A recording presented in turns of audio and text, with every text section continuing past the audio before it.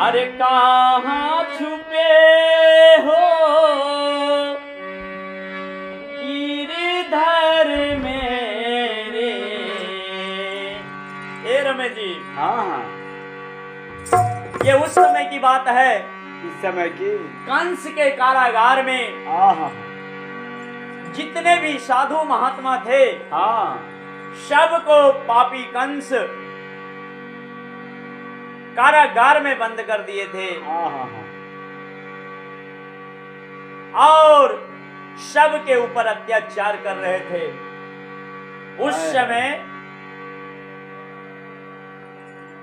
जितने साधु महात्मा थे, हाँ, सब भगवान कृष्ण के जन्म होने की प्रतीक्षा कर रहे हैं हाँ, कि प्रभु का कब जन्म होगा जय और हो, कब जय ये हो। पापी से हमें छुटकारा मिलेगा। जय हो, जय हो, जय हो। सब पुकार रहे हैं और कह रहे हैं क्या, अरे कहाँ छुपे हो गिरधर मेरे,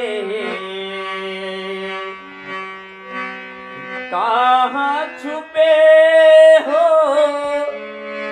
नटवर मेरे, दर्शन दो